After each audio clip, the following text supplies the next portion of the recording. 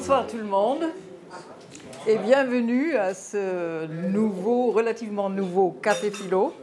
C'est la rentrée, c'est la première rentrée depuis un an puisqu'on a commencé l'année dernière. Donc ce Café Philo est mis sous la devise « Connaître pour agir ». C'est tout un programme. Alors, les animateurs, on est 3, aujourd'hui exceptionnellement 2.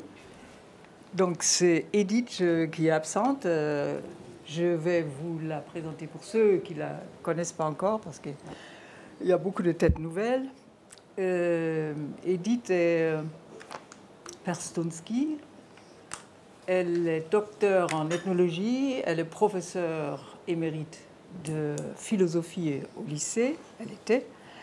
Christian est vidéaste et documentariste et anime des ateliers philo dans des écoles. Moi-même, je suis politologue et journaliste et aussi co-réalisatrice de documentaires sur l'éducation et la philosophie.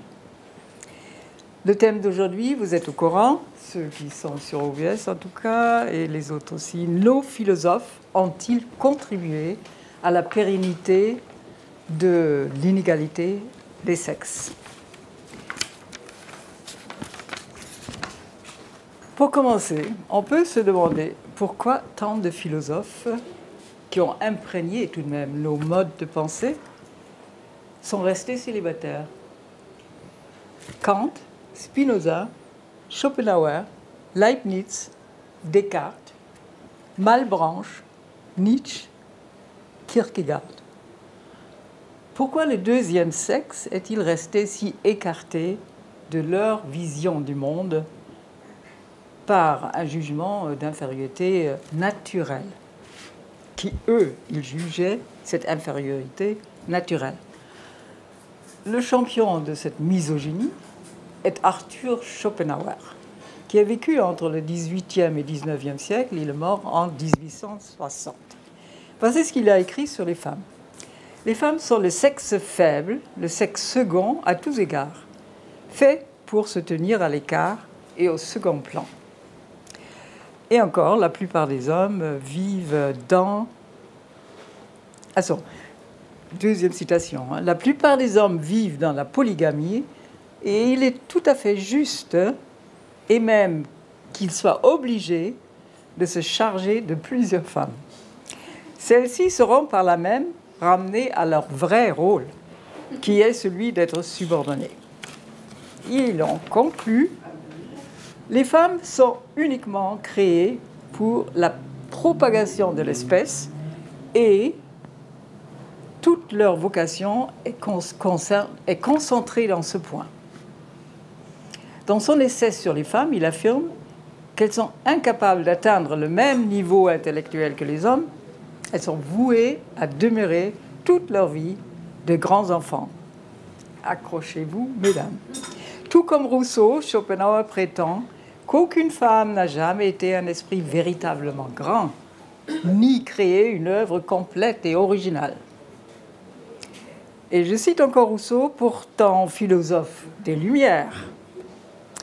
Dans Émile ou de l'éducation, il écrit « La femme est faite pour céder à l'homme et supporter même son injustice. » Nietzsche enfonce le clou. « Si tu vas chez la femme, n'oublie pas le fouet. » On peut se demander si c'est pour se venger de la belle et très intelligente Lou Salomé, dont il était fou amoureux, et qui lui a préféré son ami Paul Ray. On se venge comme on peut. Pour relativiser un tant soit peu ces propos de Nietzsche, il faut rappeler que, ayant perdu son père très jeune, il a passé sa vie entouré de sa sœur et de sa mère, toutes deux de caractère redoutable. Mais là, nous sommes déjà au XIXe siècle. Que dire de l'Antiquité? À commencer par Socrate, qui aurait estimé que les fonctions et qualités des femmes sont innées et immuables, suivi par son élève Platon, qui, dans son œuvre majeure La République, estime que les hommes et les femmes sont inégaux et que les femmes incarnent l'impuissance. Donc, pas étonnant que les lois de la cité grecque les excluent des arènes politiques. Bref, les femmes sont en quelque sorte l'angle mort de la pensée des philosophes. Ils ne veulent pas les voir. Sinon, comment ne pas se poser la question de l'éducation, dont les hommes les ont justement exclus, parce qu'ils les estimaient trop faibles et incapables de penser. Donc, baser tout ça sur un préjugé. Et c'est pour les avoir à disposition pour leurs propres besoins, on peut se le demander. Et leurs propres besoins, c'est naturellement la procréation, les soins et la cuisine. C'est pratique. D'où, d'ailleurs, des siècles plus tard, l'expression allemande, les 3 K. Qui sait que ça veut dire? Yes. Kinder, Küche, Kirche. Autrement dit, les enfants, la cuisine et l'église. Même la Révolution française au XVIIIe siècle, à laquelle les citoyens ont pourtant participé dès le début, n'a rien changé aux clichés sur les femmes transmis de siècle en siècle. Même si les philosophes Diderot et Condorcet défendent le droit de vote des femmes, les Jacobins ont largement eu le dessus en renvoyant les citoyennes à leurs tâches domestiques. Les clubs féminins qui s'étaient ouverts dès le début de la Révolution seront fermés en 1793. Et la prise de la parole interdite aux femmes qui s'enhardissaient de la réclamer. Ensuite, Olympe de Gouges, qui n'a pas voulu se taire en réclamant le droit de vote pour son sexe au nom de la justice, a dû laisser sa tête sur l'échafaud, comme tout le monde le sait. Enfin, je ne sais pas si tout le monde le sait. Il y en a qui découvrent des injustices incroyables. Et donc, cette injustice effroyable commise par des hommes qui, eux, voulaient justement défendre la justice, mais seulement à leur propre égard. Même d'un penseur des Lumières comme Kant, on connaît quelques accents misogynes quand même, quoique plus nuancés, comme ceci. Par le mariage, la femme devient libre, alors que l'homme perd sa liberté. Aussi un philosophe aussi progressiste que Hegel, au XIXe siècle, à qui on doit sa dialectique entre le maître et l'esclave, n'a aucunement défendu le droit de vote des femmes. On peut se demander si cette dialectique serait applicable au rapport entre les sexes. Toujours l'angle mort. C'est au nom des lois naturalistes, au nom de la nature des femmes, que tous ces philosophes leur dénient la capacité de penser. Mais n'est-ce pas plutôt par intérêt? Qui s'occuperait des couchers, de la cuisine, si les femmes se mettaient à discuter des lois à l'Assemblée? Pour sauver l'honneur des hommes philosophes, je citerai quand même 2 grands philosophes, malheureusement pas dans l'hexagone français. Le philosophe allemand Wilhelm von Humboldt, pourtant contemporain de Schopenhauer, qui est né à Berlin en 1769 et mort en 1859, lui parle du génie politique des femmes de son temps, ainsi que le Britannique John Stuart Mill, utilitariste, qui lui aussi prend fait et cause pour le sexe faible. Voici ce qu'il écrit dans De l'assujettissement des femmes, qui date justement de 1869. L'assujettissement des femmes s'oppose au progrès de l'humanité. Il affirme que la servitude de la femme est condamnable au même titre que toutes les formes de dépendance et de subordination présentes dans la société. Il est donc partisan d'une égalité parfaite, sans privilège, pouvoir ou incapacité pour un sexe comme pour l'autre. Nous arrivons au XXe siècle et il faut rappeler que Jacques Derrida, celui de la déconstruction, des concepts de la déconstruction, a sévèrement critiqué le phallogocentrisme des hommes. C'est un concept, justement, phallogocentrisme. Il faudrait inventer autre chose, écrit-il, tout en mettant en garde les femmes contre une simple inversion de la domination par un gynogocentrisme, donc la domination des femmes sur les hommes, au lieu de leur inclusion. Alors, faut-il se résigner à un état de fait qu'on prétend naturel,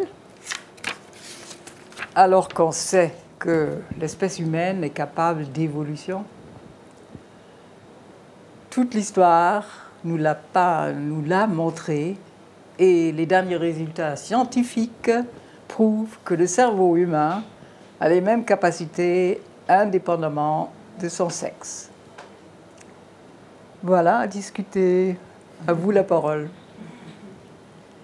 On est 1, 2, 3, 4, 5 hommes sur... Ah, mais c'est sur 6 femmes. Oh, ben ça va. Donc, j'attends votre parole.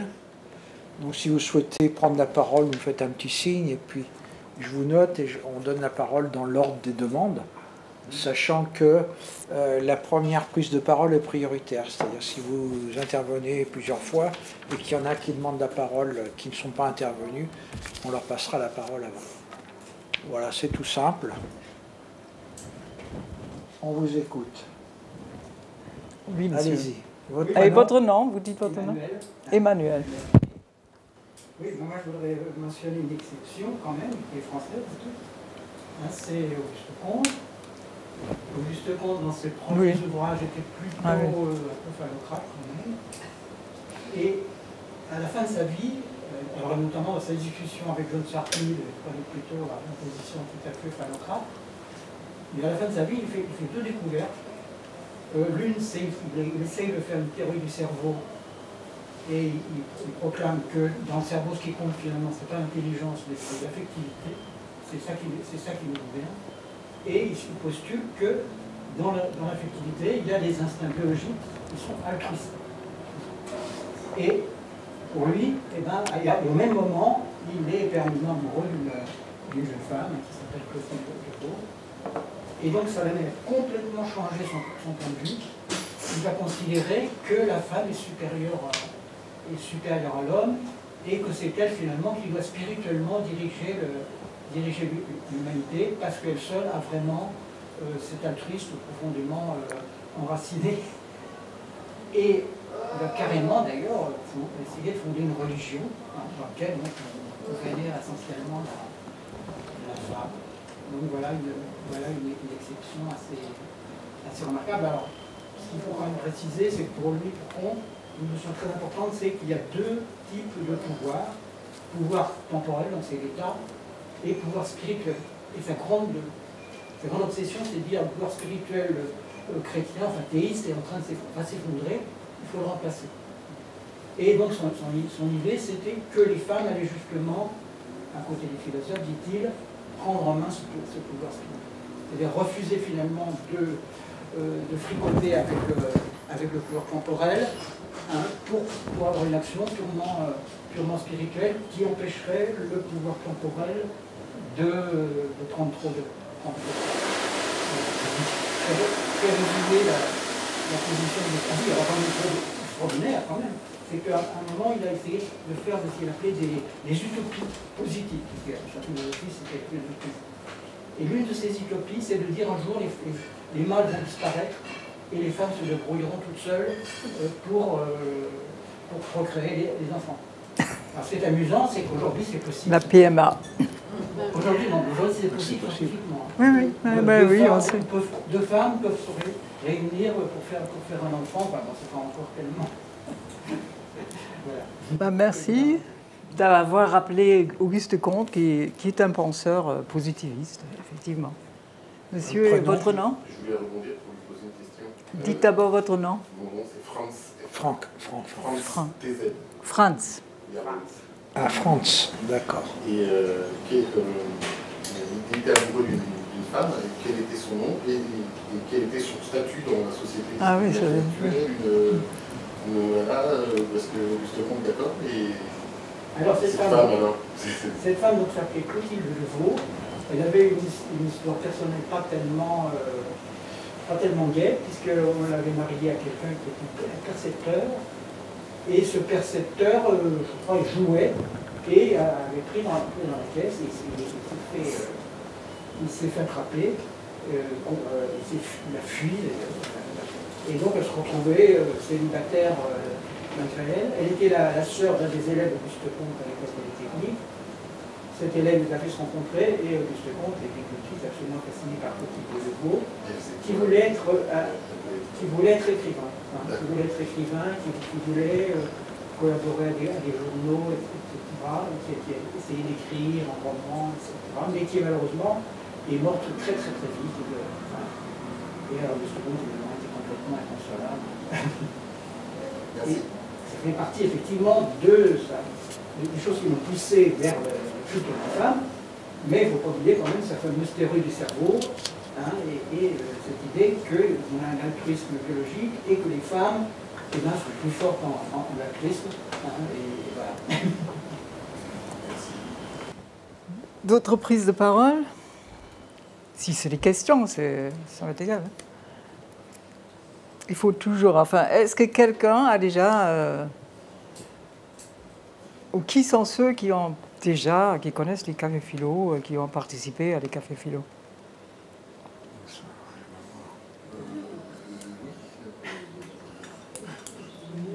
Oui, il n'y en a pas beaucoup. Autrement dit, les autres, non. Alors, vous êtes surpris de... Pas ici, en fait. J'ai participé à des cafés philo, mais pas ici. D'accord. Et alors, pourquoi ce sujet vous a attiré? Oui, parce que, en fait, je me suis dit qu'on connaissait quand même maintenant des noms de femmes philosophes, alors plutôt au XXe siècle. Ah oui? Je pense à Hannah Arendt, Simone Weil, Simone de Beauvoir? Simone de Beauvoir, bien sûr. Et qu'elles ont montré par leur existence qu'on pouvait asseoir une pensée critique et une sagesse au moins aussi forte que celle des hommes. Et, donc voilà, je suis venue avec juste ça en tête et j'avais curiosité de voir ce qu'on pouvait échanger là-dessus. Et à quel point on est formaté par une pensée majoritaire et tout à fait dominante. Malheureusement. Emmanuel? Non, Franz. Avant de venir, j'ai regardé sur Wikipédia un peu pour aller dans le sens de... j'ai pas entendu son nom. Votre prénom? Ah oui, vous l'avez pas dit. Votre Louise. Oui, pour les anciens. J'ai regardé parce que je me suis demandé qui étaient les contemporaines philosophes, peut-être de Platon, je connais pas assez bien, ou de Schopenhauer classique, de Schopenhauer.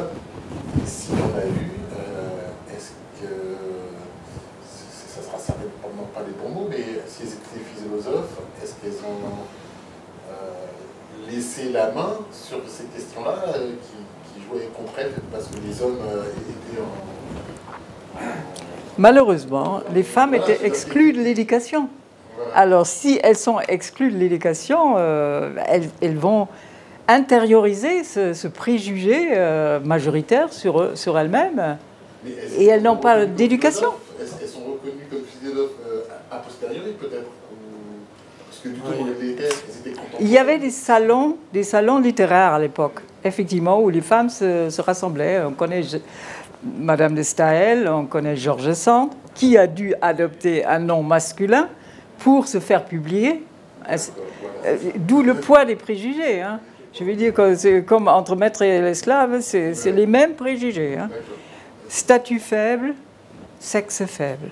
Je me posais la question parce que vous avez aussi parlé d'un monsieur dont j'ai parti du nom, je dois répondre des notes, mais qui parlait du génie féminin. Ah oui, celui-là. Qui parlait de ça, ça veut dire Stuart Mill. Il l'avait identifié, il était dans la société, ce génie féminin. Et s'il en parle, c'est la même période que... C'est la même période, oui, 19e siècle. Oui. Mais en Grande-Bretagne. Mais en Grande-Bretagne. Ouais. Je crois qu'il y a aussi son épouse qui a écrit des choses. De John Stuart Mill? Ah, je ne connais pas ce détail. Ce détail qui est pas sans importance. Hein. C'était peut-être pas son épouse, c'était son... Je ne sais pas s'il était marié avec elle. Oui, je vois très bien. Oui, avec Voltaire, il y avait Émilie de Châtelet hein, qui correspondait. Hein. Il y avait des femmes qui rentraient par leur propre initiative en contact avec les philosophes de l'époque. Elles ne sont peut-être pas passées à la postérité parce que finalement... On connaît leur nom dans l'histoire. Mais en fait, on se rend compte maintenant où on essaye d'avoir de l'égalité un peu partout, jusqu'au nom des rues. Hein. Oui, là, c'est ça. On se rend compte qu'il y en a eu plus qu'on ne pense, mais qu'elles ont été après Pas de publicité. Hein. Alors peut-être à leur époque, elles n'étaient pas tant que ça. Enfin, finalement, c'est pas une évolution comme ça. Il y a eu des périodes où les femmes ont eu plus la parole, mais après, en passant à la postérité, ben, il reste que des hommes. Ça, c'est quand même... Il y a, oui, exactement, mais on connaît, je ne sais pas qui a vu ce merveilleux film sur Hypatie. Hypatie d'Alexandrie. Donc ça, c'était avant Jésus-Christ, hein, je ne sais pas combien de siècles. Et elle, c'était une mathématicienne, une astronome après Jésus-Christ. Et philosophe. Elle a été assassinée par les chrétiens, justement. Et elle a été assassinée avec tout et son œuvre détruite, parce qu'elle a écrit beaucoup, beaucoup. Et son œuvre a été détruite. Hypatie, comment ça s'écrit? Ça s'écrit H-I-2-P-A-T-I-T. Ah non, pardon, à la fin, il y a I-E. Hypatie. Ah oui, je me suis demandé comment ils ont fait pour faire le film, parce que le film est bouleversant, absolument bouleversant. Il y a quelques traces qui ont été par comment on les appelle, les archéologues, non? Archéologues. Voilà. C'est les autres philosophes qui ont parlé d'elle, ou les historiens, mais... Non, surtout, ça a été peut-être quand même retrouvé, je ne sais pas, par les archéologues. C'était apparemment la fille du directeur du musée d'Alexandrie. Donc, d'où sa culture. Oui, elle avait la culture de son père. Oui, elle s'est inspirée parce qu'il n'y avait pas d'éducation pour les femmes. Mais elle a été assassinée par les chrétiens, justement. Donc, fanatisme religieux contre la pensée féminine. Justement, d'une femme savait plus que...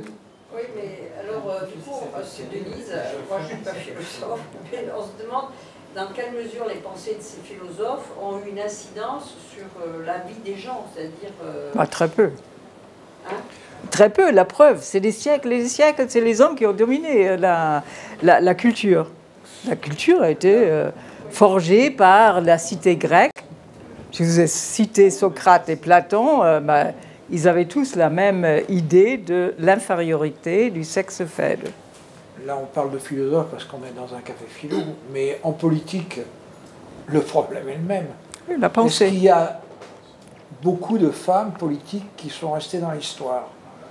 Marie de Médicis, peut-être, quelques-unes. Ah oui, Élisabeth. Cléopâtre. Mais bon, c'est des exceptions, quoi. C'est des exceptions. Moi, je me posais la question si, en tant que philosophe, ils avaient alimenté le débat. Ils ont structuré elle a dit qu'elle viendra plus tard. Structurer la société. Je ne sais pas comment dire. Je vois des traces. Comment ils ont fait que les lois ont toujours privilégié les hommes, voilà. Tous les philosophes, les politiques, effectivement, ont alimenté le mouvement, si on peut dire. Et comment aujourd'hui les philosophes pourraient consolider l'égalité qui est quand même naissante, quoi, dans certains pays. Il y a eu des progrès quand même, mais... Heureusement. Mais heureusement, il y a Michel Perrault qui vient de sortir un ouvrage.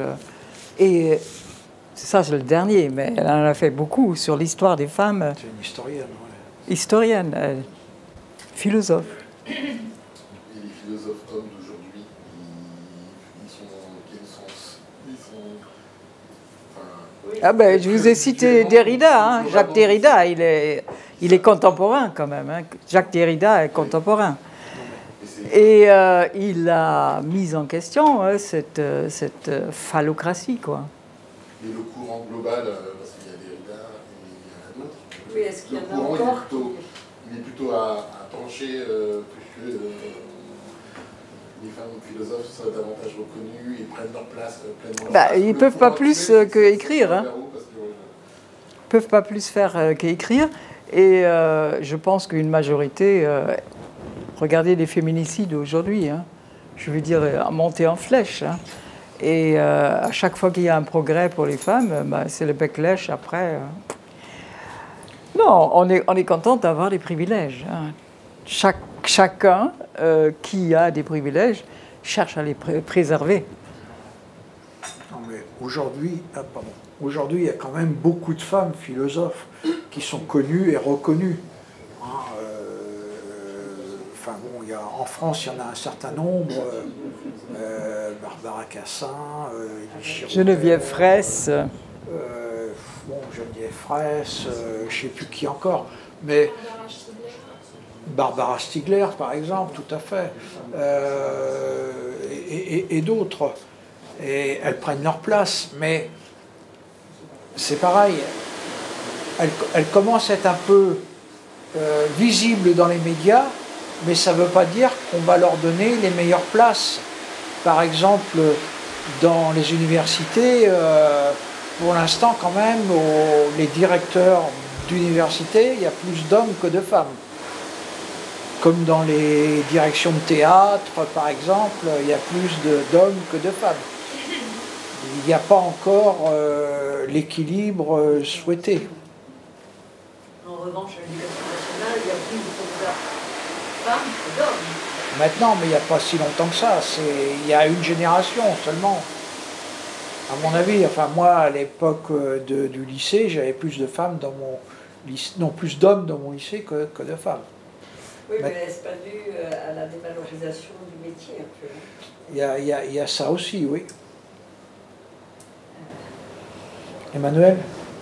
Oui, je pense qu'on peut aussi parler un peu du domaine religieux, où là, à mon avis, quand même, les femmes ont eu plus d'importance. Et ce qui est quand même assez frappant, par exemple, c'est le culte de Marie, hein, qui est quelque chose qui ne vient pas du tout des élites, mais de la masse, qui réclame une déesse femme. Hein. C'est très, très curieux, quoi. Hein. C'est pas du tout quelque chose imposé par les hommes, au contraire, c'est vraiment la masse qui réclame une déesse féminine. Et puis, bon, il y a quand même un certain nombre de femmes qui ont un rôle très important dans l'histoire du christianisme.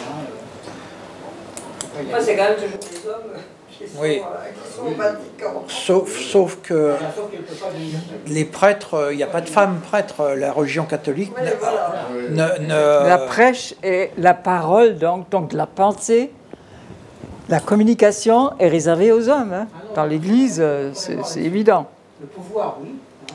C'est justement ce que le comte essayait de séparer.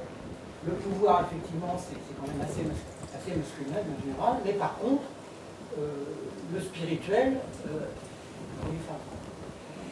C'est pas un vrai partage. C'est pas un vrai partage. Si, c'est un vrai partage, parce que le spirituel, c'est quand même fondamental pour l'humanité, il me semble. Non, mais c'est pas... Oui, mais là vous parlez spirituel, mais socialement parlant, quelle place elles ont spirituellement? Ça dépend. Si vous prenez par exemple la fameuse époque des troubadours, hein, c'est un exemple de société où les femmes sont vraiment mises sur un piédestal.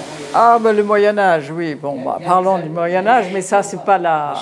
Quelle que soit l'époque, quand même, on voit des femmes qui ont un rôle très important. On ne peut pas dire de boniche, uniquement capable de... Un rôle important de subordonné. Oui, voilà. Subordonné sur le papier.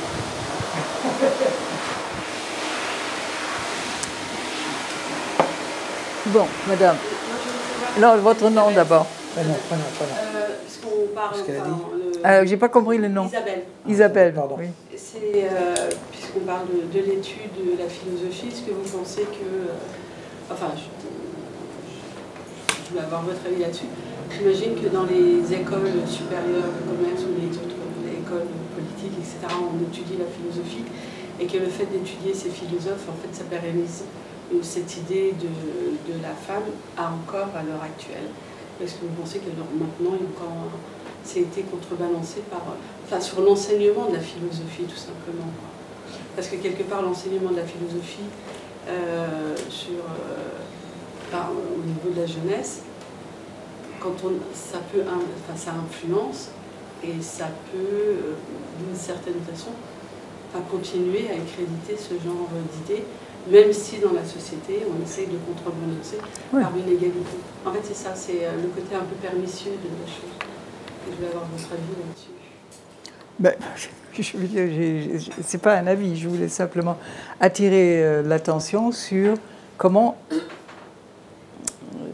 les traditions, les superstitions, parce que c'est des superstitions, de croire que tout est naturel, sans l'influence d'une évolution de l'homme et de l'humanité. C'est évident. Pendant des siècles et des siècles, c'est simplement l'intérêt qui a dominé. L'intérêt de la moitié de l'humanité. Et oui, non, pour moi, c'est évident qu'il y a cette inégalité. Et pourquoi il y a? C'est simplement la raison que je voulais mettre je voulais clarifier. Parce que c'est pas... Rien n'est naturel. Hein. C'est fait par les hommes et notre environnement est fait par les hommes. Donc, heureusement qu'il y a des progrès, mais elles sont toujours rediscutées et remises en question. Heureusement que l'éducation a fait des progrès, effectivement, l'éducation des filles en particulier, et tout le monde sait que les filles ont toujours des meilleures notes que les garçons maintenant à l'école. Hein. Ils sont plus assidus et plus travailleuses.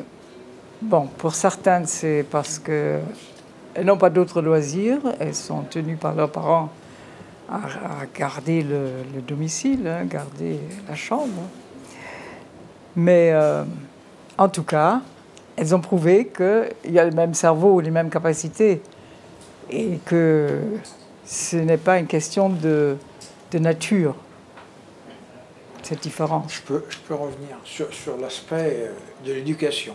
En fait, aujourd'hui, en France, encore, on a un peu de chance, la philosophie est enseignée qu'à partir de la terminale. Et encore, dans tous les lycées. Tout ce qui est lycée professionnel, il n'y a pas de philosophie. Hein, c'est que dans les autres lycées. Donc, il y a encore du chemin à faire pour pouvoir évoluer sur le sujet. Maintenant, ce qui existe là depuis plusieurs années, c'est les pratiques philosophiques avec les enfants. Et ça, c'est quelque chose sur lequel on a travaillé avec Brit, puisqu'on a fait un documentaire sur le sujet. Et je pense que c'est l'avenir. Moi, je pense que justement, alors c'est pas des formations, on leur apprend pas ce que c'est qu'un philosophe, en quelle année est mort Kant, en quel machin, c'est les principaux concepts. On leur propose de philosopher. Donc philosopher, ça veut dire quoi? Ça veut dire parler, réfléchir sur les sujets de société, sur les sujets qui nous concernent, sur le monde dans lequel on vit. Et donc, là, dans les ateliers philo, bien souvent, on a assisté à plusieurs débats sur le sujet, on demande aux enfants, justement, qu'est-ce qu'ils pensent des rapports entre les garçons et les filles. Donc, dans la cour de récréation, les garçons qui prennent toute la cour pour jouer au foot, les filles elles vont dans les coins, etc. etc.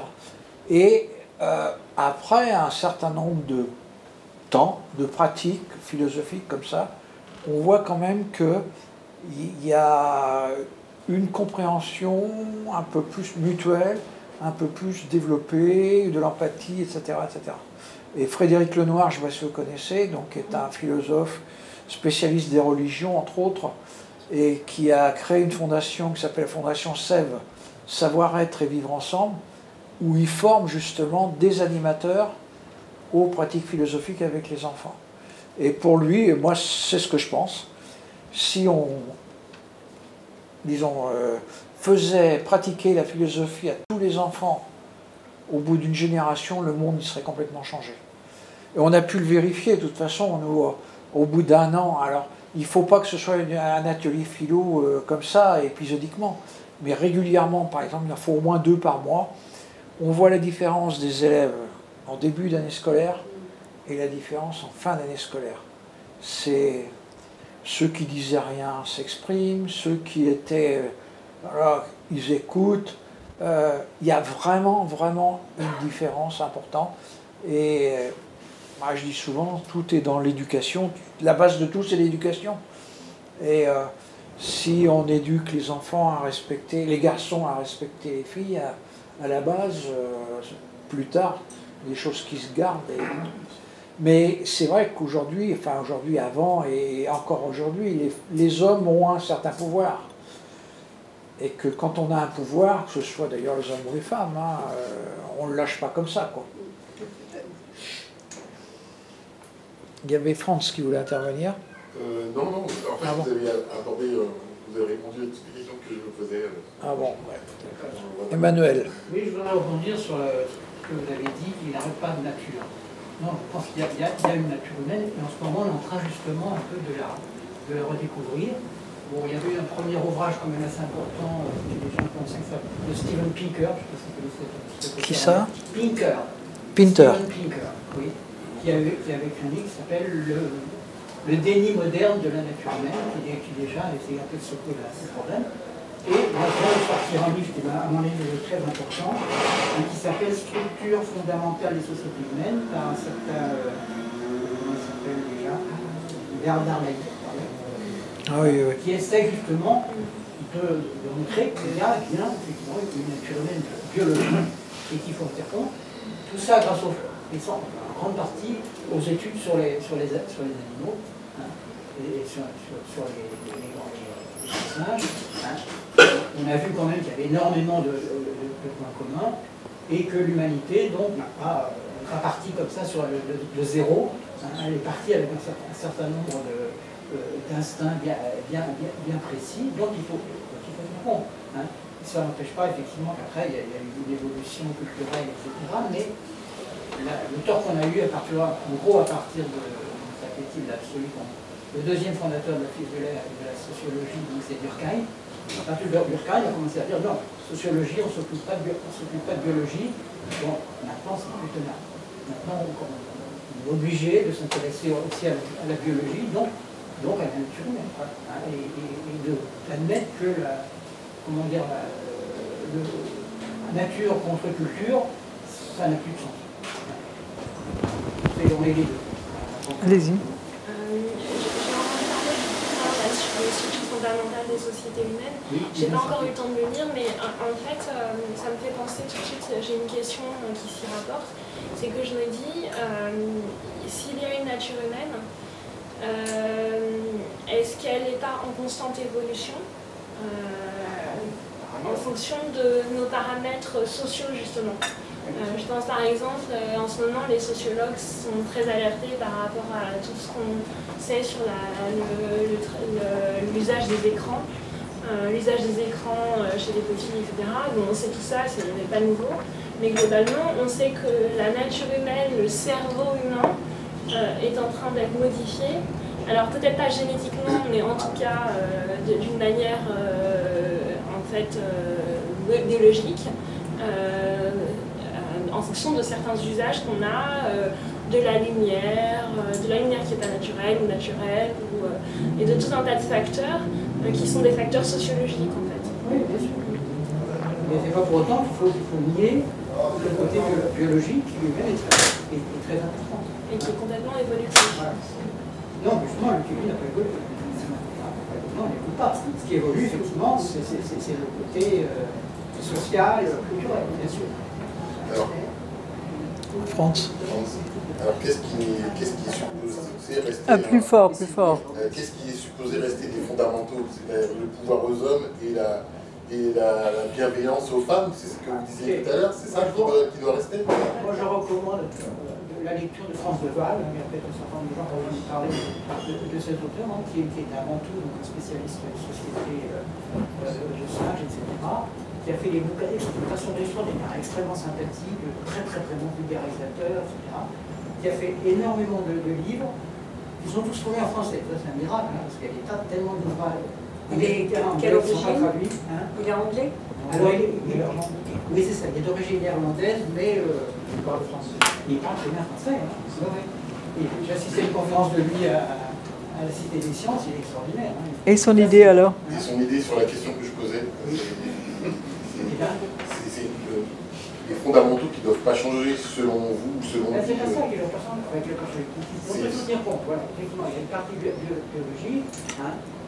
Par exemple, le truc anecdotique mais quand même assez amusant, c'est que maintenant on a découvert que chez les singes, il y avait un évitement de l'inceste. Hein, et que nous avons hérité de cet évitement de l'inceste, et que toutes les théories qui essaient de dire que l'évitement de l'inceste, c'est un fait culturel, s'effondrent complètement. Voilà, un exemple parmi d'autres. C'est vrai, toute la psychanalyse a été basée sur cette idée que l'évitement de l'inceste, c'est quelque chose de culturel. Donc, c'est dans nos gènes. C'est super intéressant quand même de réfléchir, par exemple, au problème du racisme. Il faut voir aussi qu'il y a certainement des bases biologiques, puisque nos ancêtres simiens, ils ont peur du groupe d'à côté. Hein. Et par ailleurs, ce qui est très intéressant aussi, c'est quand les simiens, ils vont, en général les femelles, vont se marier dans le groupe d'à côté. Donc il y a un deuxième instinct très intéressant, hein, qui est l'exogamie. Hein. Et qu'on est en train de voir aujourd'hui. Hein. Je ne sais pas, dans mon quartier, il y a énormément de couples, mixtes, multiratio. Je pense qu'il y a aussi cet instinct. Hein. Il y a à la fois l'instinct raciste et quand même l'attirance vers des partenaires sexuels différents. Hein. Donc c'est très intéressant de prendre ça en compte aussi. Oui, bien sûr. Oui, bien sûr. Oui, effectivement. Et donc on partage tous que toutes les sociétés humaines, primitives ou pas primitives, etc., partagent un fond quand même biologique qu'on commence vraiment à prendre au sérieux. C'est tout nouveau, c'est quelque chose. Oui, monsieur. Votre nom? Je m'appelle Dominique, et moi je vais revenir à des philosophes femmes plus contemporaines, puisque je vais parler de Julia de Funès. Je ne sais pas si vous la connaissez. Oui. Julia de Funès. Julia de Funès, qui est la petite fille de Louis de Funès, qui intervient comme philosophe d'entreprise. Moi, je viens du monde de la tech, donc l'informatique, l'intelligence artificielle, la robotique, enfin tous ces domaines, qui est un monde très masculin, donc beaucoup d'ingénieurs, 80% c'est quand même des hommes. Pas forcément très macho, mais bon, quand même avec une certaine tendance.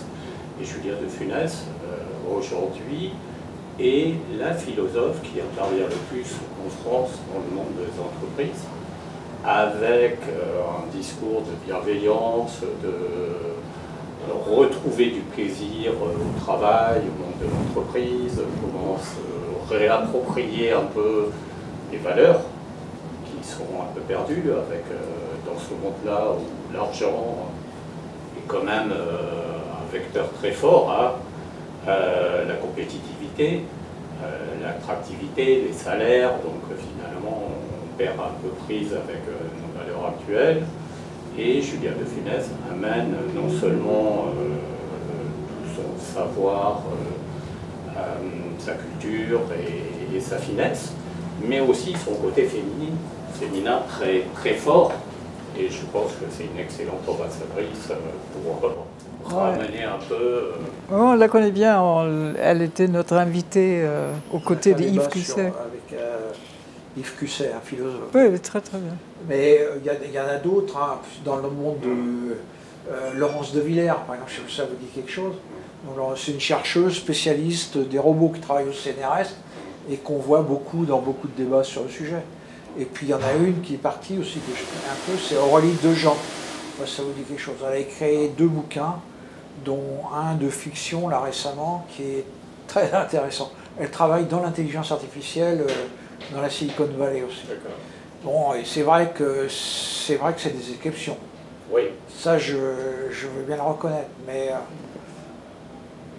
ça ne l'aurait pas fermé en tout cas. Maintenant, peut-être par goût, c'est pas, les femmes ont plus tendance à aller dans les métiers des sciences humaines, la santé, la formation, etc., que la technique. Mais il y en a quand même que ça intéresse. Et en général, celles qui vont dedans, c'est des bons niveaux. Moi, j'ai eu la chance enfin la chance, je ne sais pas si c'est une chance, mais dans ma carrière professionnelle, j'ai eu des patronnes que je respectais beaucoup, je travaillais dans l'informatique aussi, hein, et non, j'ai eu des patronnes, et j'ai rien à reprocher. C'est très difficile d'inciter les jeunes filles à rentrer dans des jobs, souvent, de les formations techniques, informatiques, etc. C'est parce qu'il y a toute l'histoire. La première programmatrice était une femme. Oui, mais ça, c'est un cas isolé. Dans la masse, elle est sous la coupe de l'histoire qui pèse, qui empêche les consciences de s'éveiller, etc. L'histoire, ça ne fait pas rien. L'histoire, c'est là. L'informatique, c'est très nouveau. Il n'y a pas l'histoire extraordinaire. Non, pas l'informatique, mais non, je pense qu'il n'y a rien. L'estime de soi, la confiance en soi sur les femmes, pour qu'elles aillent vers l'informatique ou autre, il y a le poids du plutôt se poser la question, c'est qu'elles peuvent aller vers les mêmes métiers, mais souvent les hommes recherchent le pouvoir pour vouloir grimper, ce qui n'est pas forcément le cas des femmes. Mais quand on recherche l'égalité, est-ce à tout prix, on a des sensibilités différentes. Enfin, les hommes et les femmes sont différents. Le problème, c'est que peut-être cette recherche de pouvoir que ne cherchent pas les femmes et dont les hommes profitent pour... Moi, je trouve que le meilleur des choses, c'est la mixité. C'est-à-dire que dans n'importe quel travail, quand on est dans une ambiance mixte, eh ben, ça se passe, chacun apporte quelque chose. Quand vous êtes que les femmes ou que des hommes, bon, c'est pas là qu'on va apprendre l'égalité. Parce qu'il y a beaucoup, il va y avoir un dominant qui va dire, on va faire des blagues graveleuses, et puis les autres, ils vont suivre comme des moutons, ou du côté des femmes, ça va être autre chose. Alors que quand c'est mixte, on apprend à se respecter et à voir la valeur de chacun. Oui, on ne peut pas forcer les femmes à devenir informaticiennes. Non, mais moi je l'étais pendant 40 ans. Alors voilà, j'ai pas subi tout ça, mais bon. Ouais, est-ce que ceux qui n'ont pas encore pris la parole veulent dire quelque chose sur cette première partie, parce qu'il y a une deuxième? Excusez-moi parce que je suis très lent. Oui. J'avais une question qui me venait par rapport à l'humanité tout entière. Est-ce qu'il y a statistiquement, pas statistiquement, mais véritablement plus de femmes que d'hommes sur Terre? Parce que c'est pas moitié-moitié. Hein. C'est à peu près la même chose. Ça devrait équilibrer. Il y a plus de femmes, mais c'est minime. Donc ça ne joue pas sur... non, ça ne joue pas. Sauf dans certaines régions où... on tue les filles. À la naissance, souvent, en Inde, les filles sont éliminées. Oui, dans le cas de l'enfant unique en Chine. En Chine, en Inde, sélection non naturelle. Sauf qu'en Chine, maintenant, il n'y a plus assez de femmes. Et il y a des femmes pour 2 ou 3 hommes. Voilà les aberrations auxquelles on peut advenir en tant que... Bon, voulant un certain pouvoir. Oui. Vous avez aussi des pays où la mortalité masculine est très forte. À cause de la guerre. La guerre, l'alcool, la Russie à côté, qui n'est pas loin de chez nous. Un homme sur 2 ne passe pas 50 ans. Ah oui. Pourtant, bien. Excusez-moi. Non, allez-y. Pourtant, on observe, juste en observation, quand même pas mal de femmes sur des métiers qu'on aurait dit plus masculins, conducteur de train, conducteur de métro, enfin, je pense à ça comme ça spontanément. On en voit quand même de plus en plus, donc je veux dire qu'il y a des secteurs, ça ne dérange pas, apparemment, non? Je me trompe? Bah, tous les secteurs sont ouverts aujourd'hui. Oui, vous avez parlé de conducteurs de train, mais il y a des conducteurs d'avion, il y a des, oui, voilà. il y a des femmes aussi qui vont dans l'espace. Alors, chef d'orchestre femme, tout à l'heure vous parliez un peu de des domaines, metteurs en scène femmes, on les ignore, ça c'est vrai. Pourquoi d'ailleurs? Et pourquoi d'ailleurs? Alors ça, à cause de la guerre peut-être? À cause de la guerre, parce que la guerre a beaucoup ennobli les femmes et elles ont pu montrer qu'elles étaient capables de travailler et faire la même chose que les hommes à leur place. Bon, il y a une des raisons, mais je veux dire, il y a les esprits qui évoluent tout lentement. Hein. On est au XXe siècle, 21e, et... C'est dommage que ce soit une guerre qui nous démontre que la femme peut faire quelque chose. Non, mais vous n'étiez pas là pour l'introduction, mais je veux dire, il y a toute une évolution de l'histoire où des siècles et des siècles, on a transmis toujours la même idée que les hommes sont supérieurs aux femmes et le sexe faible est voué à la procréation et à la cuisine, aux tâches domestiques. Mais il y a quand même, excusez-moi, je chauffe en deux, mais du point de vue masculin, est-ce qu'il n'y a pas aussi, peut-être que les hommes ont une espèce de petit complexe en se disant c'est quand même nous qui mettons au monde. Et ça, c'est quand même la femme qui met au monde. Hein.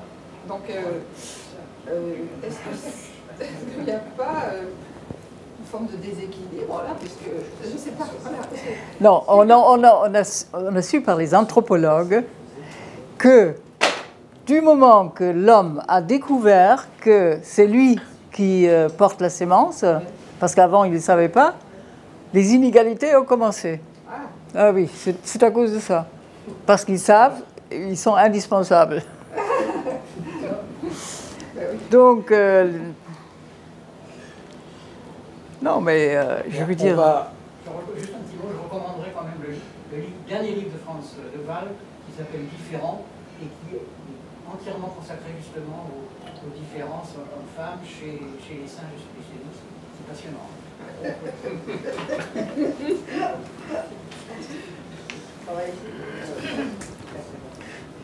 Bien, comme on vous l'a dit tout à l'heure, on a co-créé ce Café Philo avec Edith de Léage, qui est prof de philo, anthropologue, non pas anthropologue, ethnologue. Voilà. Et elle n'a pas pu venir ce soir, donc elle nous a fait un petit texte que je vais vous lire. Ça va vous permettre peut-être de trouver d'autres idées. Elle est partie sur un petit peu sur le côté. Donc par rapport à la question posée, je fais un pas de côté. Ben, je ne l'ai pas fait exprès, mais c'est elle a dit elle-même.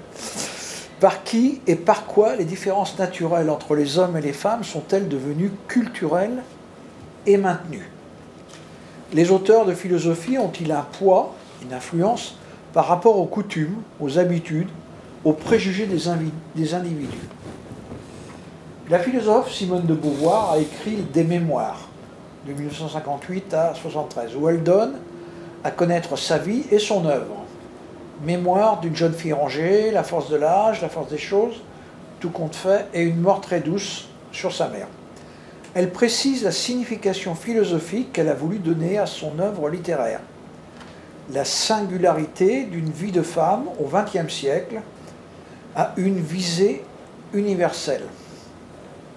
Ce pourquoi elle veut croire, que son œuvre philosophique contribuera à la lutte collective pour l'égalité homme-femme. Alors, elle dit « Je rêvais d'être ma propre cause et ma propre fin.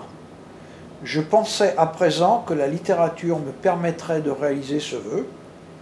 En écrivant une œuvre nourrie de mon histoire, je me créerais moi-même à neuf et je justifierais mon existence. En même temps, je servirai l'humanité, je m'intéresserai à moi et aux autres.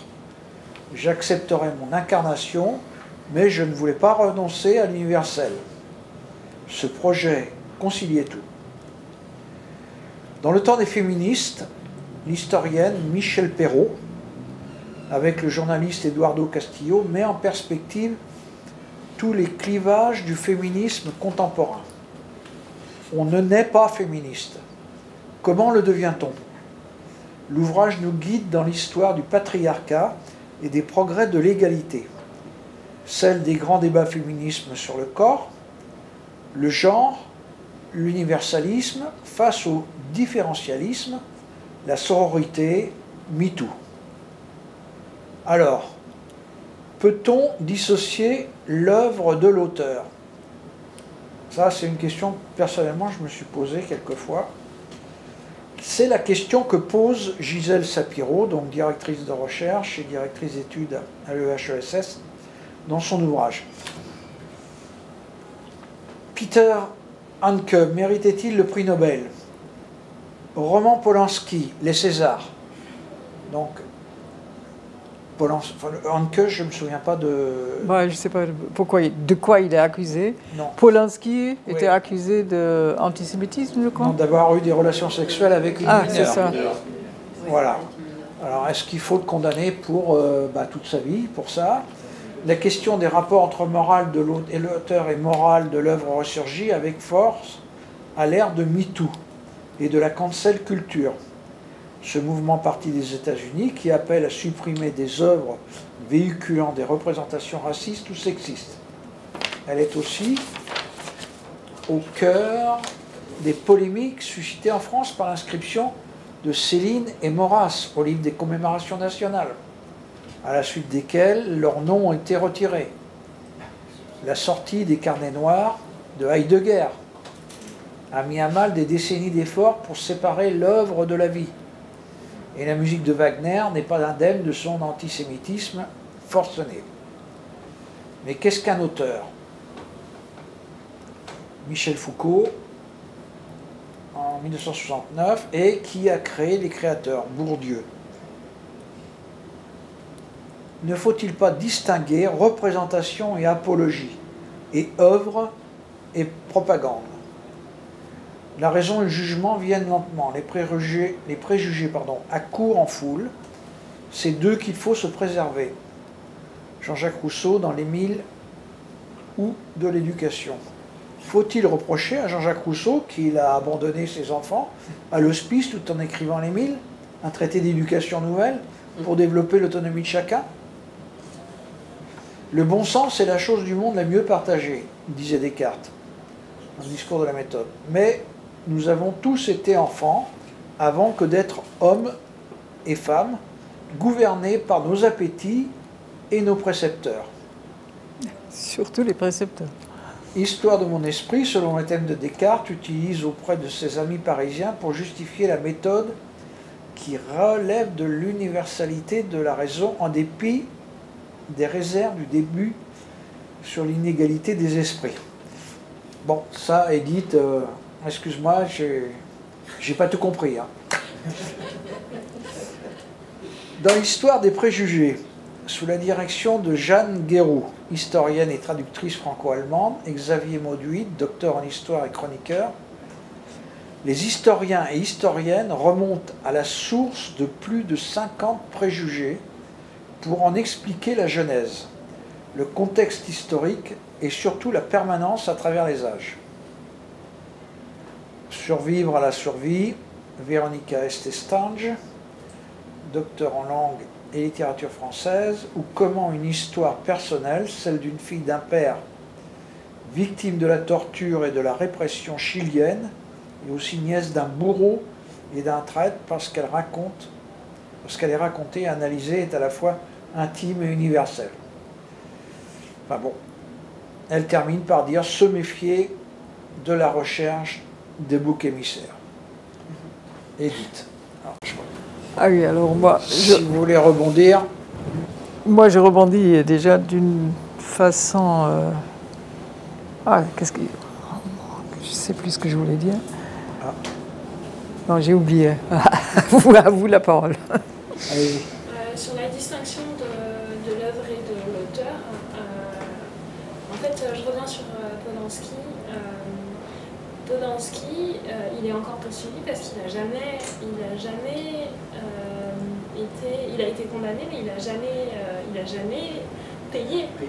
Il n'a jamais fait acte de contrition, il n'a jamais... Donc il continue à être mis en cause aussi pour ça. D'accord. Il y a aussi cette dimension-là de, à un moment donné, savoir quand on confronte l'homme, quand il est encore vivant, à sa pensée et ce qu'il en dit. Et Polanski, tant qu'il ne dit pas qu'il a fait une énorme erreur et qu'il ne paye pas pour ce qu'il a fait, on peut continuer à le poursuivre moralement en tout cas.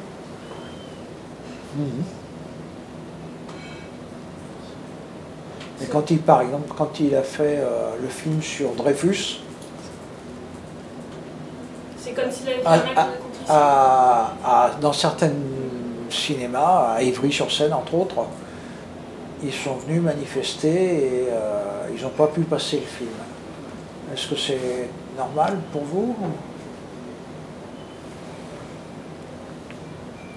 Non, parce que c'est ça qui est injuste, c'est qu'en fait, il embarque avec lui tous ceux qui ont fait le film. En plus, c'est d'autant plus compliqué dans le cadre du cinéma parce que le cinéma, c'est une action collective. C'est-à-dire que ça embarque pas qu'un réalisateur, ça embarque tous les gens derrière.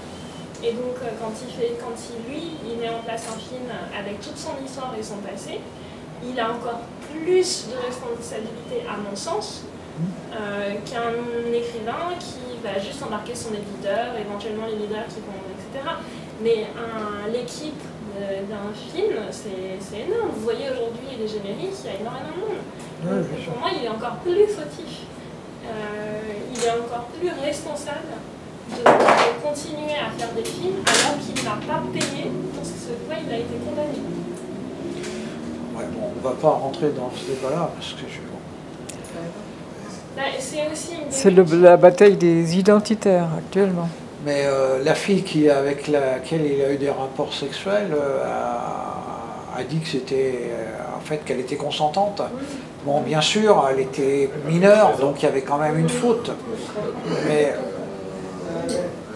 il y a eu une faute, il a été condamné, il y a eu une justice américaine. Ouais.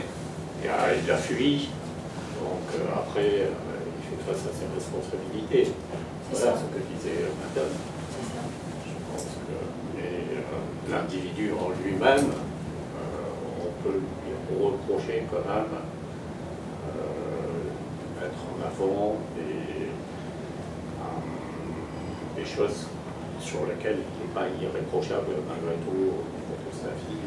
Peut-être qu'un passé qui est lourd aussi. Oui, mais on peut dire pareil pour Picasso, comment a-t-il considéré toutes ses muses? Alors, ne va-t-on plus voir ses œuvres et qu'est-ce qu'on... C'est pour beaucoup d'artistes, d'écrivains, chanteurs. Oui, par exemple. Par exemple... François Chartrenet, on peut en citer.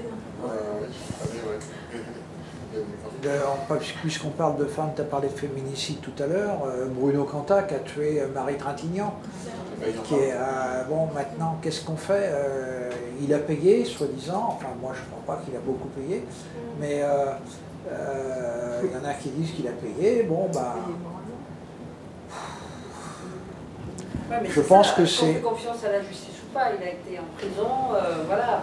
Après, peut-être, comme disait madame, c'est un peu dans les paroles, dans ce qu'on fait après, est-ce qu'on montre une certaine contrition et qu'on a changé? Bon, ça, je ne vais pas juger, j'en sais rien, mais c'est vrai que beaucoup d'artistes, vous n'en voyez pas beaucoup se repentir, avoir fondamentalement changé. C'est rare. Pour moi, quelqu'un comme Bertrand Cantat, il ne devrait pas avoir le droit à une nouvelle parole publique. Il a épuisé ses droits pour moi à la parole publique. Ça paraît peut-être radical ce que je dis là, mais quelqu'un qui fait un acte comme ça, on sait que les gens qui sont condamnés pour des actes graves, etc., après, normalement, ils n'ont plus leurs droits civiques. Et bien là, lui, il ne devrait plus avoir de droit à la parole publique. Il devrait pouvoir faire sa vie comme il veut dans son coin, mais plus à avoir plus de droit à la parole publique. Marie. Oui, moi je me pose la question. est-ce que le mot complémentarité est tabou? On parle d'égalité, on ne parle pas de complémentarité. Et moi, je ne sais pas très bien comment interpréter cette égalité. Est-elle possible? Est-elle dans nos têtes? Vraiment, elle n'est pas prégnante, pas forcément, hein, pas tout le temps. À mon avis, comment être égalitaire alors qu'on peut être complémentaire et se contenter de ça? Je ne vois pas comment on peut estimer qu'on doit être... les femmes sont les égales des hommes. Il y a tellement de différents, tellement de... c'est pas possible de se dire égalitaire. Si, au niveau des diplômes et des salaires, ça c'est égalitaire. Elles ne sont pas atteintes. Ça, c'est pas réglé. Mais oui, qu'est-ce que ça veut dire l'égalité en fait? pour le reste, qu'est-ce que ça veut dire? Ben c'est tout de même au nom de l'espèce humaine. On est différents, d'accord, mais égal. Oui, mais c'est l'égalité en droit, en fait. Égalité en droit. D'avoir les mêmes, les mêmes privilèges. droits que les hommes, c'est ça. Oui, ça me semble tomber sous le sens. Ce que vous interrogez, c'est la renommée de quelqu'un qui en fait, a fauté, c'est ça. En fait, c'est le principe de la renommée que vous mettez en cause. Pas que la renommée, mais oui, enfin la renommée, voilà, c'est le fait de la personne. parole publique. C'est le fait qu'il puisse s'exprimer publiquement et avoir un écho. Et en fait, la renommée, le problème, c'est que au niveau des gens, ça peut emmener une forme d'identification ou de fantasme ou des choses comme ça. Parce que c'est le principe d'un idole. Effectivement, ça veut dire que quelque part, en fait, un idole par rapport à une société, si on le met en tant qu'idole, c'est-à-dire que la société, quelque part, reconnaît reconnaît... Valorise. Pardon? Valorise peut-être? Non, pas valorise, mais en fait, quelque part, reconnaît en fait, l'erreur qu'il a fait ou l'amoindrit, enfin, je sais pas, quelque chose comme ça, quoi, parce que c'est ça. Parce que là où je suis assez d'accord, en fait, sur le fait que, effectivement, ces personnes-là, quand elles sont mises sur le devant de la scène avec le passé qu'on sait, c'est pas par rapport à eux, c'est par rapport à l'impact que ça a sur d'autres populations, enfin, et qui peut les prendre en forme de héros, et du coup ça justifie ou ça amoindrit ou a moins d'impact sur ce qu'ils ont fait. Et là on n'est plus dans l'œuvre, on n'est plus dans tout ça, on est dans l'impact. Vous vous appelez? Marie. Marie. Je crois que quelqu'un a essayé de répondre que la question de l'égalité, c'était assez distinct du propos que vous vouliez introduire, la complémentarité. Et pour rebondir sur la complémentarité, je n'ai pas de réponse, mais ces dernières années, par le Covid, etc., j'ai découvert des nouveaux mots, comme l'adelphité. Adelphité. On dit fraternité, c'est sororité. Et adelphité, ça serait la même chose, mais un seul mot pour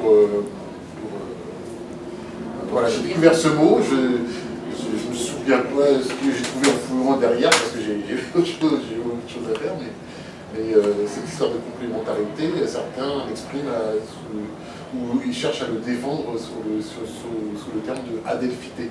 Je ne sais pas d'où ça vient, je ne sais pas si... Si, je savais que ça venait de là, mais j'ai besoin d'autres réponses que juste ça. Et vous pouvez en dire quelque chose, la vérité?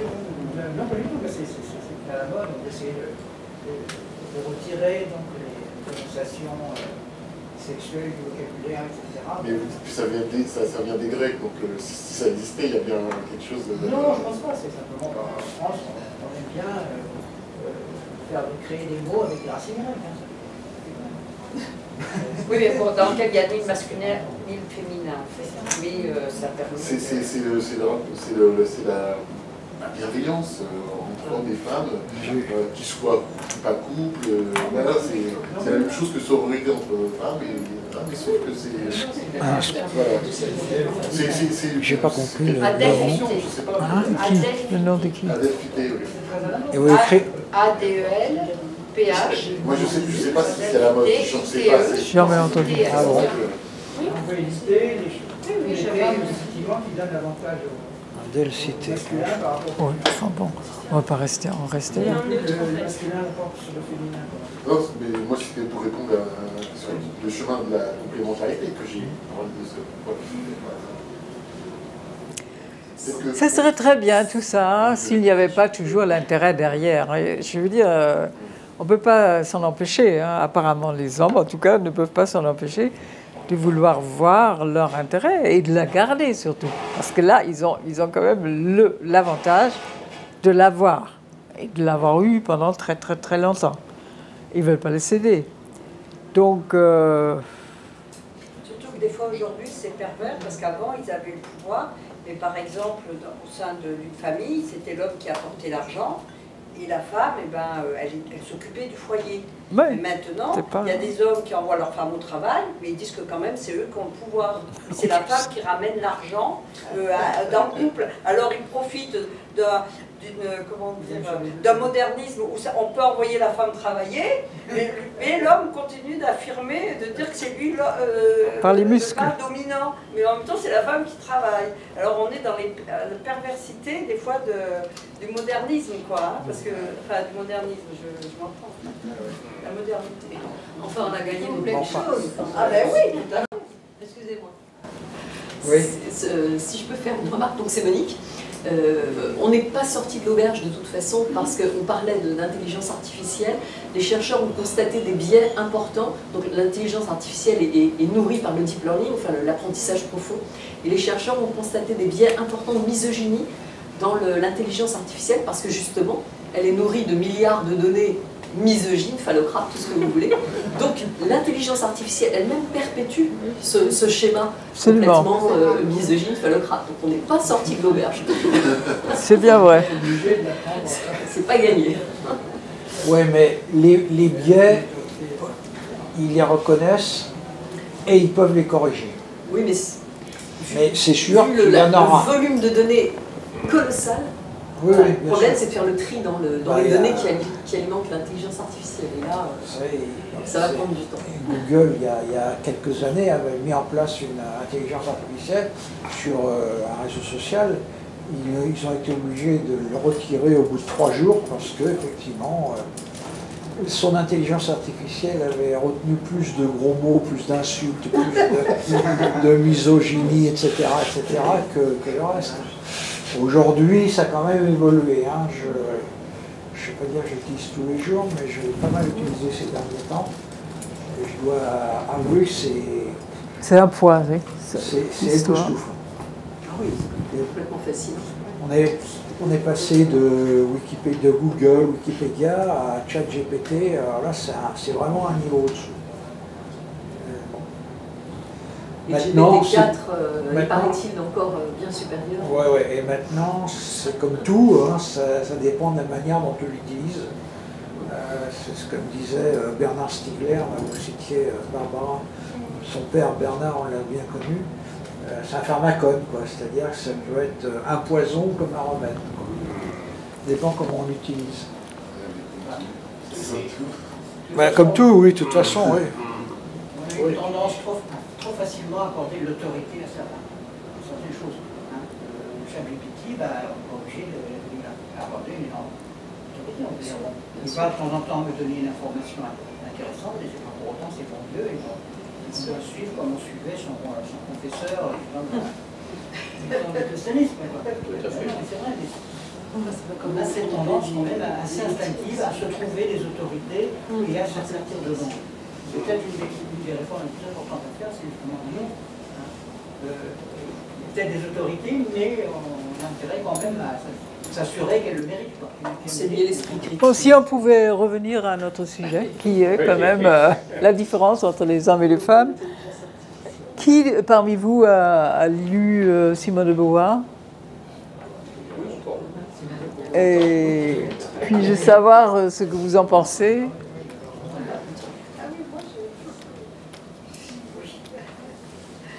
On a quand même fait un certain chemin.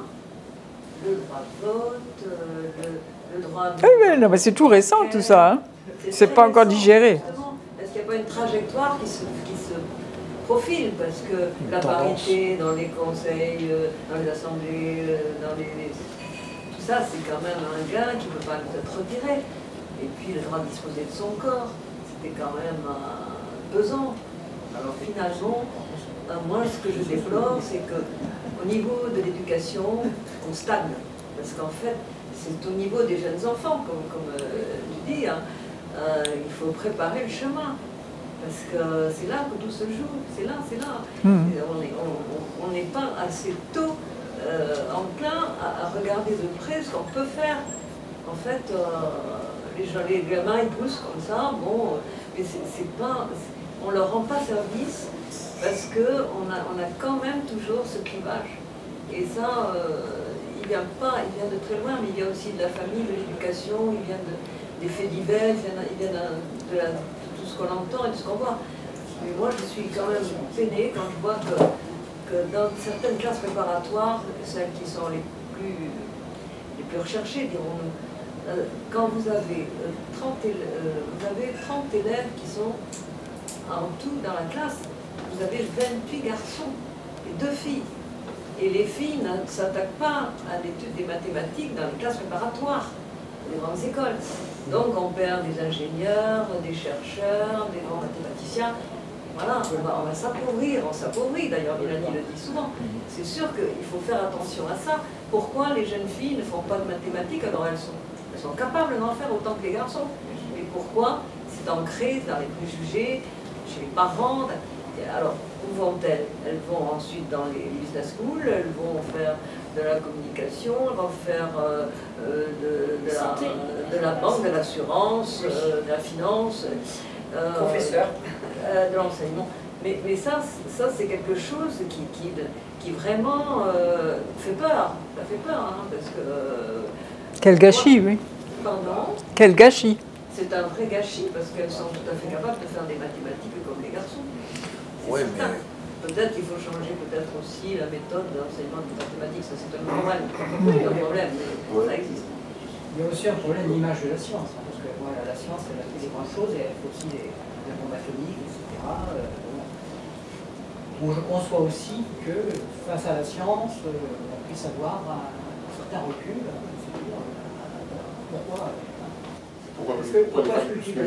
S'il vous plaît, respectez les règles. Il faut lever la main pour avoir la parole. Sinon, c'est d'un brouhaha. Pourquoi les femmes plus que les hommes dans ce cas-là? Peut-être qu'elles ont une sensibilité. Ça continue. Elles mesurent plus Ça continue. ce qui est fait de la science. Hein, et c'est vrai que c'est pas toujours très bon. La science, elle a été utilisée pour faire des armes, etc. Il y a dans le champ public, en fait, hein, quand on noue une présidente de la République, enfin, quand on noue, enfin, chaque fois on se pose la question, enfin, pour l'instant, parce que dès qu'une femme va monter quelque part, voilà, ben, il va y avoir les réflexions sexistes et tout ça.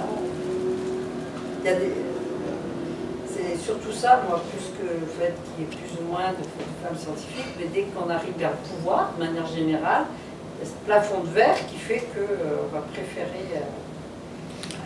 et que si c'est une femme, eh ben, il va y avoir des critiques derrière, enfin, quel que soit le milieu, enfin, politique ou professionnel ou même artistique en fait. Hein. Mais bon, c'est en train d'évoluer. Si on regarde dans les pays du Nord, les pays nordiques, il y a beaucoup de femmes présidentes, premières ministres, au gouvernement, ministres, etc. Ah oui, oui, bon, tout ça, c'est en train de s'aimer et ça va venir. Aux États-Unis, déjà, on a eu un président noir il n'y a pas longtemps, donc c'est une évolution aussi quand même, qui n'est pas négligeable. On a failli avoir une présidente, mais bon, Hillary Clinton, elle a été quand même plus présentée. En France, on a eu aussi une candidate avec Ségolène Royal. Bon, ça, il faudra du temps, mais je pense que... Puis il faut trouver aussi les candidates. Hein, c'est pareil, ça, c'est pas des métiers faciles. Hein, c'est pas des métiers... Quand on voit aujourd'hui les hommes politiques, tout ce qu'ils prennent sur le dos, les menaces, aujourd'hui on leur donne plein de responsabilités. Dès qu'il y a un gosse dans une école qui a un accident, les parents portent plainte contre le maire. etc., etc. C'est pas des trucs faciles, hein, même si on peut les critiquer. Hein. Oui. Et en quoi vous croyez que les femmes seraient moins capables d'endosser ces responsabilités que les hommes? Ah si, elles ont autant, peut-être même plus. Hein. Je pense qu'elles gèrent de la complexité dans le foyer depuis longtemps, beaucoup plus que ce qu'on imagine, et qu'en fait elles sont probablement mieux armées pour le faire que les hommes, sauf qu'on est persuadé que c'est l'inverse. Et moi je pense à une toute petite expérience pour avoir travaillé dans plusieurs établissements.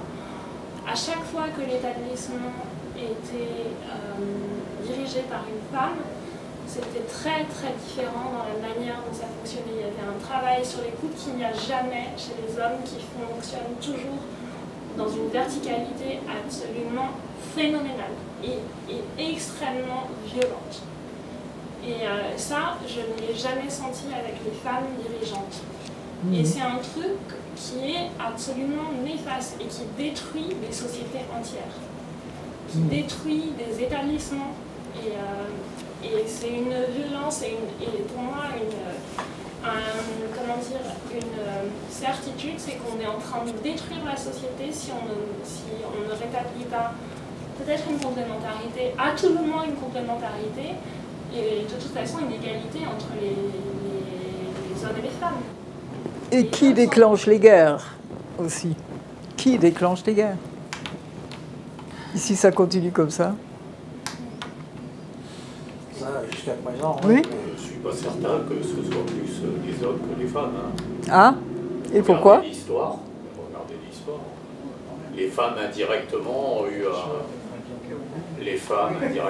eu un rôle. Alors, elles n'ont pas eu directement, mais je ne sais pas. C'est une question que je pose. Alors, certes. En tout cas, on n'a pas la preuve. Voilà. Certes. Le débat est ouvert. Oui, c'est sûr, bah là, on peut débattre. De la femme derrière l'homme, bien souvent, oui. En fait, moi je travaille avec des étudiants et des étudiantes et je trouve que quand même il y a eu une belle évolution quand je vois les rapports qu'il y a entre les garçons et les filles, enfin les garçons et les filles maintenant. Alors évidemment, il y a encore des choses à donner, mais je trouve quand même qu'en France, et effectivement on peut prendre exemple sur les pays plutôt nordiques, il y a eu une évolution des rapports entre les hommes et les femmes. Mais moi je voudrais dire aussi que les femmes doivent avoir le courage aussi de vivre tel qu'elles l'entendent, parce que bon, effectivement, il y a eu cette histoire de la culture, il y a toutes ces choses-là, mais en fait, chaque individu doit aussi pouvoir, doit quelque part un peu se battre aussi pour gagner sa place. C'est vrai que c'est moins évident chez les femmes, peut-être, mais moi je connais pas mal de femmes aussi qui sont, alors après, qui sont très, comment dire, battantes. Mais après, c'est aussi le regard qu'on a sur ces femmes qui sont battantes. Voilà. Alors, parfois c'est glorifié, parfois non. Mais après, il faut choisir aussi ce qu'on veut. C'est aussi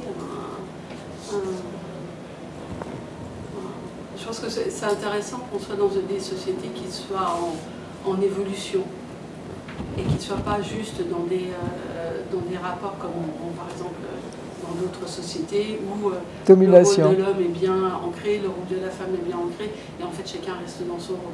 Ce qui est intéressant là, c'est qu'en fait on peut aller explorer pas mal de façons de faire, mais après c'est aussi le courage d'être,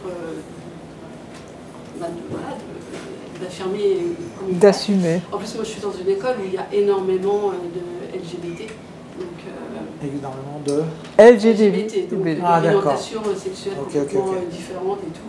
Donc voilà, c'est encore autre chose. Et on est encore aussi dans à des valeurs qui seraient plutôt féminines ou des valeurs qui seraient plutôt masculines, et chacun se les accapare comme il veut. Je sais pas. Enfin, des fois, je me dis qu'il y a eu une bonne évolution et qui est venue effectivement par, alors d'une part, la possibilité de contrôler son corps, ça c'est clair. Et, la possibilité de contrôler son corps, en fait, par la Ah, bien sûr, l'avortement. Et ensuite, par la liberté financière, l'indépendance financière. Oui. En fait, je crois que tout est là aussi. Quoi. Ah oui, bah ouais. Ouais. Voilà. Mais justement, le backlash dont je parlais, donc c'est le mot anglais pour dire rétroaction, hein, c'est le fait que on veuille quand même couper cette liberté d'avorter, la contraception, ce droit d'avorter aux femmes. Dans certains pays. Mais pas, même les pays aussi évolués que l'Amérique. Hein. Oui, bien sûr. Tout de même, ça fait partie de l'Occident. Au Mexique, ça s'est inversé. Ouais. Avant, les Mexicaines venaient aux États-Unis et maintenant elles vont au Mexique. J'ai vu tout à l'heure. Ah ouais. Je ne sais pas si les États-Unis Mais s'ils évoluent au niveau de la société, en fait. C'est des paradoxes, souvent. Voilà. Ouais. Non, mais Paris, c'est pas fait en un jour, comme on dit. Bon, tout à l'heure, tu parlais effectivement d'avoir un compte en banque pour une femme, de pouvoir voter pour une femme. C'était il n'y a pas si longtemps que ça à l'échelle de l'humain, bien 1945, 45. Mais on n'est pas au bout, quoi. On n'est pas au bout, même si en France, on est quand même plus ou moins privilégié par rapport à d'autres pays, bien sûr. Mais il y a encore des progrès à faire, ça c'est sûr. Je suis d'accord, mais ce que je veux dire, c'est que dans l'éducation, nous on s'en rend peut-être pas compte, mais si on est tout le temps avec des jeunes qui ont 20 ans, où il y a quelque chose qui est passé vraiment dans l'éducation en termes de, je trouve, d'égalité, de reconnaissance de la femme. Enfin, parfois ça pose même pas débat, quoi, en fait. En fait, c'est surtout ça. Alors je ne dis pas partout, ni dans tous les milieux, ni dans toutes les sociétés, mais heureusement dans certaines sociétés plus évoluées, en fait il n'y a plus ce type de débat. Je suis peut-être utopiste. Non, mais ça on a pu le constater. Hein.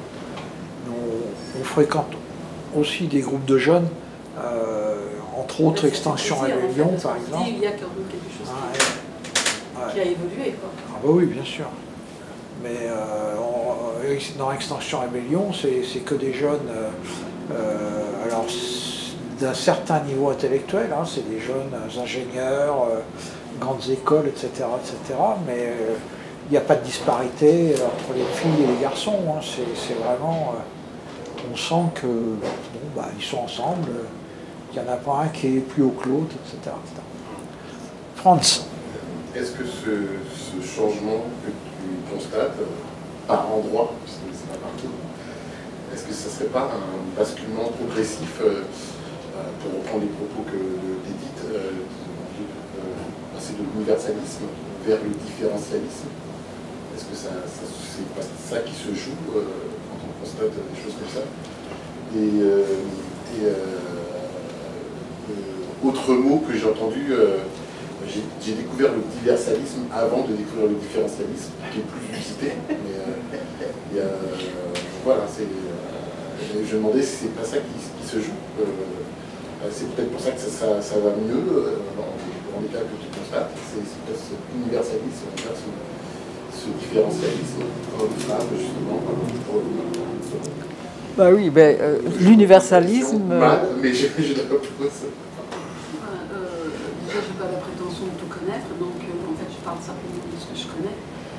Et puis d'un autre côté, effectivement, il n'y a plus une seule société, mais je trouve qu'il y a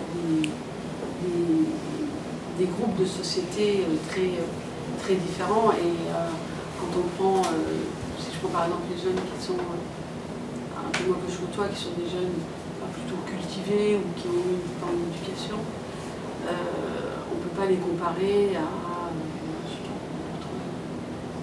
jeunes d'autres cultures. Enfin voilà, mais je trouve que ce qui est intéressant, c'est qu'il y ait quand même un côté plus évolué parce que ça entraîne de toute façon. Voilà. Après, c'est le côté. Il a fallu qu'il y ait des femmes qui se battent pour qu'il y ait d'autres femmes qui se disent ah tiens, peut-être que je pourrais faire autre chose.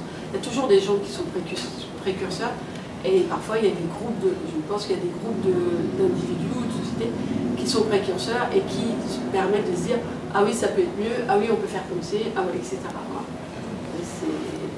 C'était pour savoir quel sens avaient vos propos justement, on peut parler de, je ne me rappelle pas ta phrase, mais d'universalisme vers le différentialisme.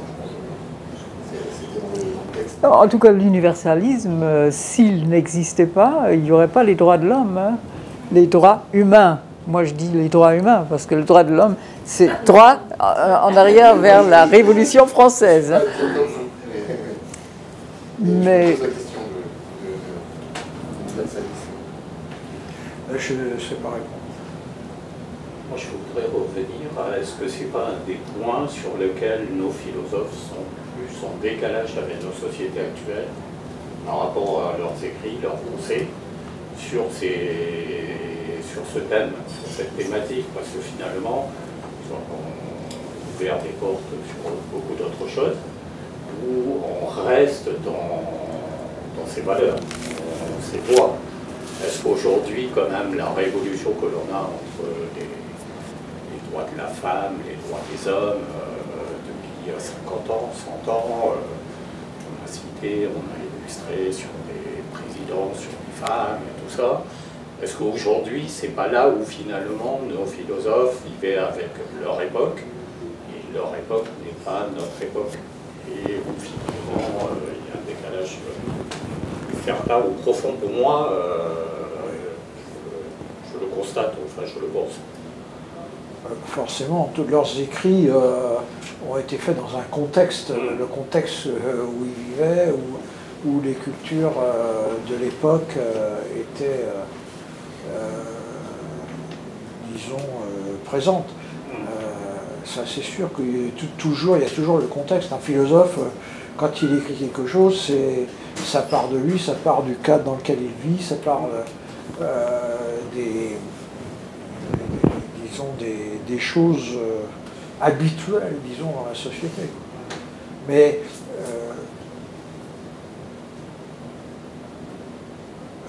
j'avais une idée là, puis j'ai oublié moi aussi.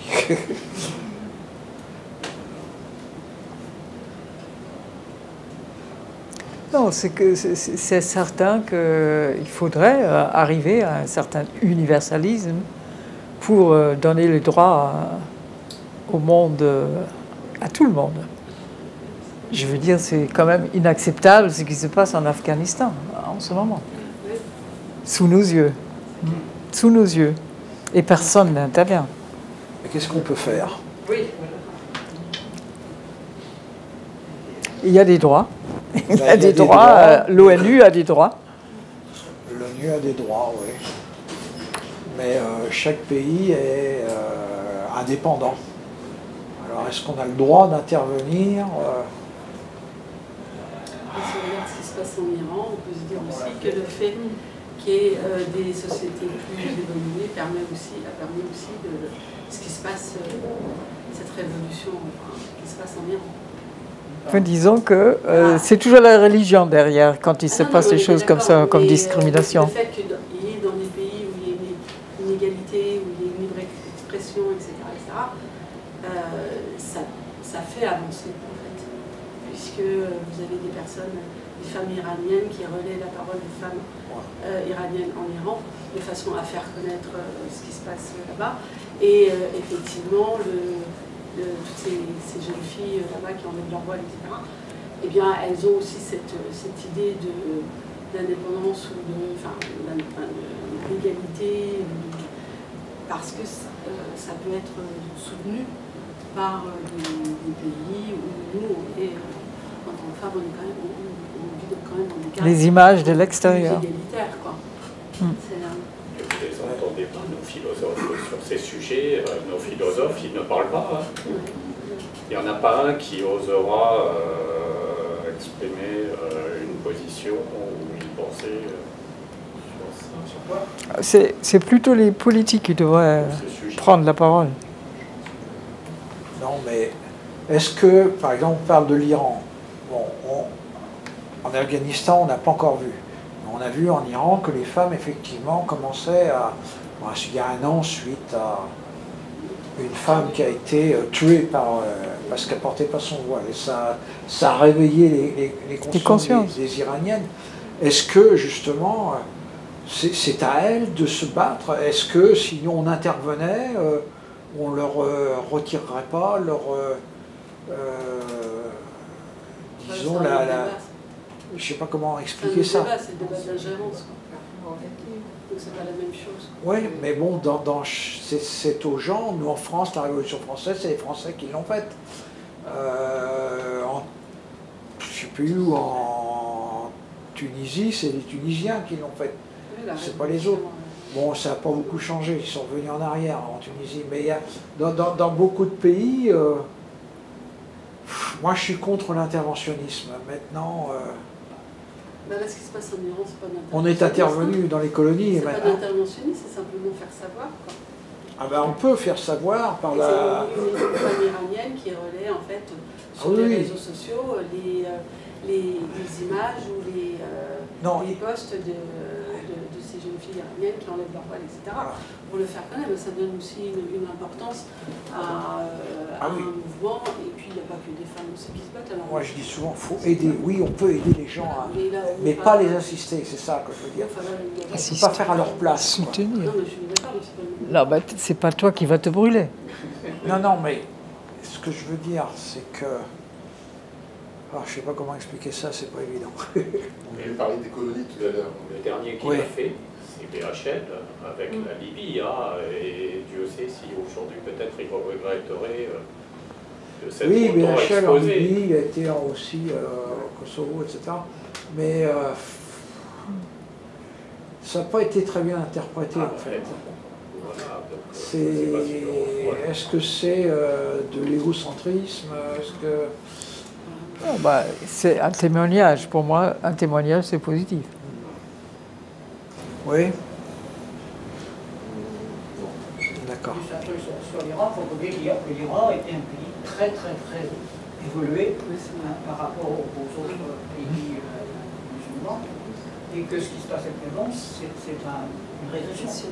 Et une régression due en grande partie de la politique des États-Unis, qui ont essayé de contrôler le pays.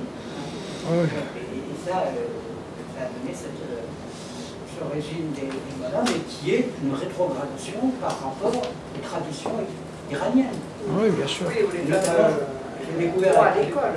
Avec surprise que dans la tradition religieuse philosophique iranienne, il y avait une théorie de séparation du spirituel et du temporel. Et alors que actuellement, c'est exactement l'inverse. Donc, il ne faut pas oublier aussi que il y a tout ce passé plutôt glorieux, et qu'effectivement, nous, quand on vient s'en mêler, en général, on fait pire que on fiche vraiment le pagaille, parce qu'on ne respecte pas justement l'histoire des gens, leur culture, etc. Donc, c'est très dangereux. C'est la différence entre se mêler de quelque chose et soutenir. Ah oui. Quand on soutient un combat, on est en train de se mêler. Oui, il faut que ce soit la demande des gens. C'est pas du tout la même notion. Enfin, ces pays-là, ils ont un réflexe de rejet quand même, effectivement, occidental, parce que dans le passé, elle n'a pas été brillante comme occidentale. Ça, il y a vraiment un boulot à faire pour justement les pays occidentaux, quand même, de faire leur même pas et mesurer l'étendue des dégâts qu'ils ont produits en dépendance civilisée. Ah non, mais ça, je suis d'accord. On a un peu l'exemple avec les philosophes allemands, quand il y a eu la montée du Troisième Reich, Hitler et tout ça, qui ont quand même été plutôt complaisants. Certains, pas tous. Il y en a quand même pas mal qui sont partis, qui ont quitté. Bien sûr, mais il y en a beaucoup. Mais il y en a quelques-uns. On parlait d'Heidegger tout à l'heure. Voilà, pour le citer, qui a collaboré et qui... Oui. Passivement au moins. Oui. Voilà. Il y en a très peu. En général, les philosophes allemands sont partis. Il y a un Arendt. Ou qui ont quitté avant, bien sûr. Oui, etc.